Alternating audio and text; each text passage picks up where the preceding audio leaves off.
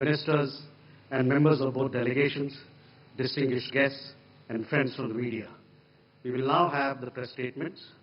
May I request Honorable Prime Minister Shri Narendra Modi ji to give his remarks to the media.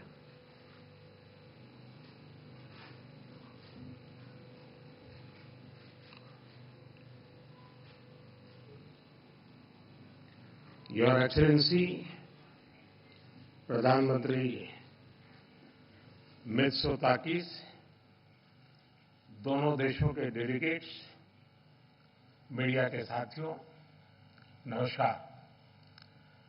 प्रधानमंत्री Mitsotakis और उनके delegation का भारत में स्वागत करते हुए मुझे बहुत खुशी हो रही है। पिछले वर्ष मेरी ग्रीस यात्रा के बाद उनकी यह भारत यात्रा दोनों देशों के बीच मजबूत होती स्ट्रैटेजिक पार्टनरशिप का संकेत है और 16 वर्षों के बाद, इतना बड़ा अंतराल के बाद ग्रीस के प्रधानमंत्री का भारत आना अपने आप में एक ऐतिहासिक अवसर है। फ्रेंड्स, हमारी आज की चर्चाएं बहुत ही सार्थक और उपयोगी रही। यह प्रसन्नता का विषय है कि हम 2030 तक द्विपक्षीय व्यापार को 2 गुना करने के लक्ष्य की ओर तेजी से अग्रसर है। हमने अपने सहयोग को नई ऊर्जा और दिशा देने के लिए कई नए अवसरों की पहचान की।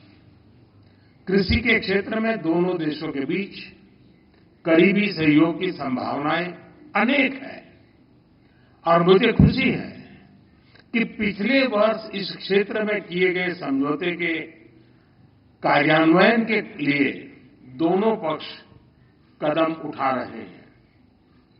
हमने pharma, medical devices, technology, innovation, skill development और स्पेस जैसे कई क्षेत्रों में सहयोग बढ़ाने पर जोर दिया।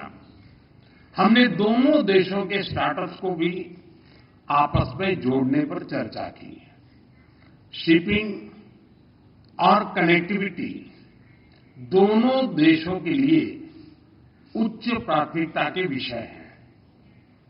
हमने इन क्षेत्रों में भी सहयोग को बढ़ाने पर विचार विमर्श किया।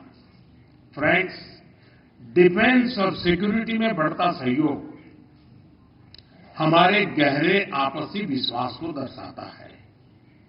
इस क्षेत्र में वर्किंग ग्रुप के गठन से हम defence, cyber security, counter terrorism, maritime security जैसी साझा चुनौतियों पर आपसी समन्वय बढ़ा सकेंगे।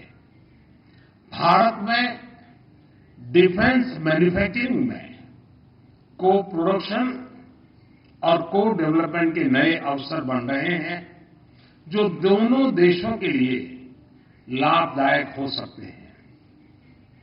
हमने दोनों देशों के रक्षा उद्योगों को आपस में जोड़ने पर सहमति जताई है। आतंकवाद के खिलाफ लड़ाई में भारत और ग्रीस की चिंताएं और प्राथमिकताएं समान है।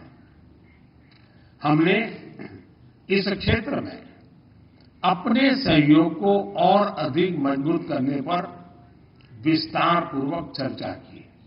फ्रेंड, 2 प्राचीन और महान सभ्यताओं के रूप में भारत और ग्रीस के बीच गहरे सांस्कृतिक और पीपल टू पीपल संबंधों का लंबा इतिहास है। लगभग 2500 वर्षों से दोनों देशों के लोग व्यापारिक और सांस्कृतिक संबंधों के साथ साथ विचारों का भी आदान प्रदान करते हैं। आज हमने इन संबंधों एक आधुनिक स्वरूप देने के लिए कई नए इनिशिएटिव्स की पहचान की। हमने दोनों देशों के बीच migration and mobility partnership agreement को जल्द से जल्द संपन्न करने पर चर्चा की।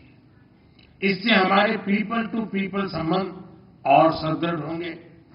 हमने दोनों देशों के उच्च शिक्षा संस्थानों के बीच सहयोग को बढ़ावा देने पर भी बल दिया। अगले वर्ष भारत और ग्रीस के डिप्लोमेटिक संबंधों की 75वीं वर्षगांठ मनाने के लिए हमने एक एक्शन प्लान बनाने का निर्णय लिया। इससे हम दोनों देशों की साझा धरोहर, science and technology, innovation, sports और अन्य क्षेत्रों में उपलब्धियों को वैश्विक मंच पर दर्शा सकेंगे। फ्रेंड्स, आज की बैठक में हमने कई क्षेत्रीय और अंतर्राष्ट्रीय मुद्दों पर भी चर्चा की। हम सहमत हैं कि सभी विवादों और तनावों का समाधान डायलॉग और डिप्लोमेसी के माध्यम से ही किया जाना चाहिए। हम इंडो पैसिफिक में ग्रीस की सक्रिय भागीदारी और सकारात्मक भूमिका का स्वागत करते हैं। यह खुशी का विषय है कि ग्रीस ने इंडो पैसिफिक ओशन इनिशिएटिव से जुड़ने का निर्णय लिया है। पूर्वी मेडिटरेनियन क्षेत्र में भी सहयोग के लिए सहमति बनी है। भारत की G20 अध्यक्षता के दौरान लॉन्च किया गया आईमेक कॉरिडोर लंबे समय तक मानवता के विकास में महत्वपूर्ण योगदान देगा। इस पहल में ग्रीस भी एक अहम भागीदार बन सकता है। हम यूएन तथा अन्य वैश्विक संस्थानों के रिफॉर्म के लिए सहमत हैं ताकि इन्हें समकालीन बनाया जा सके। भारत और ग्रीस वैश्विक शांति और स्थिरता में योगदान देने के लिए अपने प्रयास जारी रखेंगे। एक्सेलेंसी, आज शाम आप रायसीना डायलॉग में चीफ गेस्ट के तौर पर शामिल होंगे। वहां आपका संबोधन सुनने के लिए हम सभी उत्सुक हैं। आपकी भारत यात्रा और हमारी उपयोगी चर्चा के लिए मैं आपका बहुत बहुत धन्यवाद करता हूं। Thank you, sir. May I now request His Excellency, Mr. Kyriakos Mitsotakis, Prime Minister of the Hellenic Republic, to give his remarks to the media. Dear Prime Minister Modi, ladies and gentlemen, it is indeed with great pleasure that I am here in India for the first time in my official capacity, and the Prime Minister was right to point out that it has been 16 years since a Greek Prime Minister has visited a great country. And in Greece, last August, I had the distinct privilege of receiving Prime Minister Modi, who kindly extended an invitation for my official visit to India, and I have been eagerly looking forward to this trip ever since. And together with Prime Minister Modi, we continue building on the positive momentum in our bilateral relationship. The joint declaration that we signed in Athens a few months ago, and which upgraded our relationship to a strategic level, is already being put into practice. And as the Prime Minister said, we are making significant progress towards deepening the strategic cooperation in all spheres, in security and defense, investment and trade, science and technology, cyberspace, education, culture, tourism, agriculture. Greece and India are close to one another in many respects. Our shared values serve as the bridge that brings us closer. Both share, I would say, a certain ethos or dharam, as you call it. We both share, as the Prime Minister said, a strong commitment to international law, and especially the United Nations Convention on the Law of the Seas. We're both loyal to the principle of the UN Charter, diplomacy, and stability. And crucially, the world's oldest democracy, the world's largest democracy, share the mutual political will to cooperate with each other to establish partnerships and to explore and create new synergies. And in Prime Minister Modi, I have found a visionary, a principled leader, and dare I say, a true friend. And the importance that we attach to our relations with India is evident not only in the increase of our bilateral contacts over the past year, but also in the partnerships we have developed. Last year, we signed a memorandum of understanding in crucial areas such as agriculture and defense. And this year we are working, and I'm sure we will finalize very quickly, a very important agreement on migration and mobility. It will constitute a very important step towards strengthening our cooperation in issues such as legal migration, fighting human trafficking, but also offering young Indians an opportunity to come and work in Greece and benefit from the growth of our economy. And the prospects for strengthening our connection, thanks to the India and Middle East Europe corridor, what we call the IMEC project, which was launched by India during its G20 presidency, are even brighter. Greece, you just have to look at the map to realize this, is India's gateway to Europe. And through IMEC, we see our participation as a very important aspect of this strategic partnership.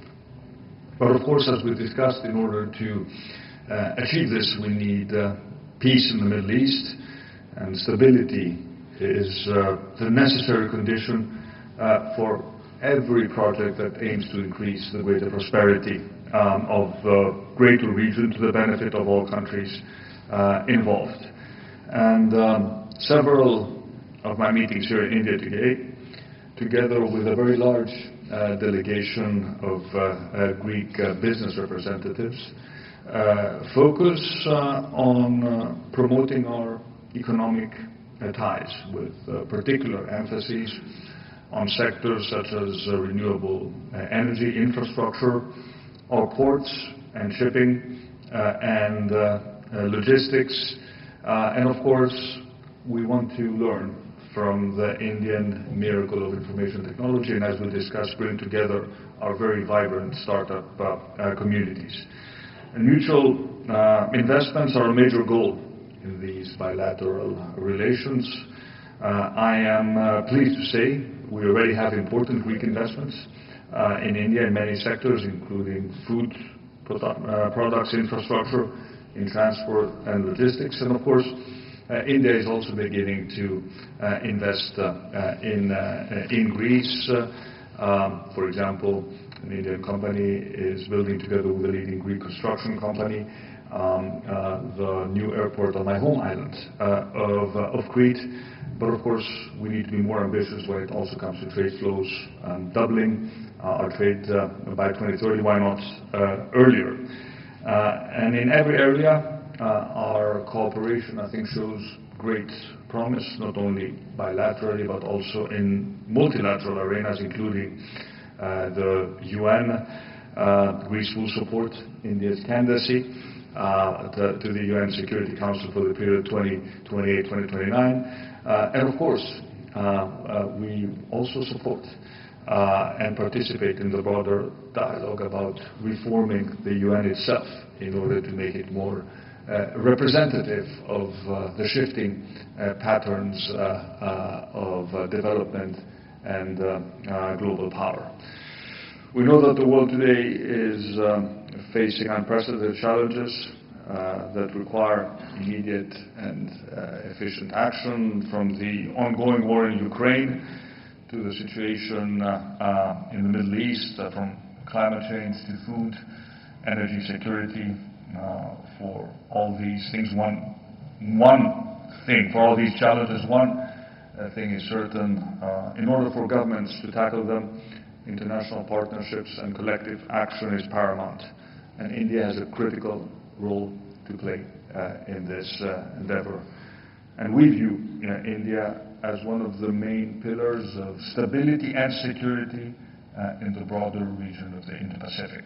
And given your size, history, your strategic importance, it is a very positive development that India is assuming with vigor this new leadership role. We consider our country to constitute a pillar of stability in our own region, the Eastern Mediterranean, and it is this mutual commitment to peace that has brought us so close, and that will, I believe, foster and strengthen this strategic partnership. We have set a lot of very specific deliverables to our teams, and as we will be celebrating, as you pointed out, your Prime Minister, 75 years of diplomatic relations next year, I think this gives us the added impetus to work towards materializing this very ambitious agenda. Again, thank you so much for this welcome, and let me extend my heartfelt wishes for the continued welfare and prosperity of the very friendly and welcoming Indian people. Thank you, sir. That concludes the press statement.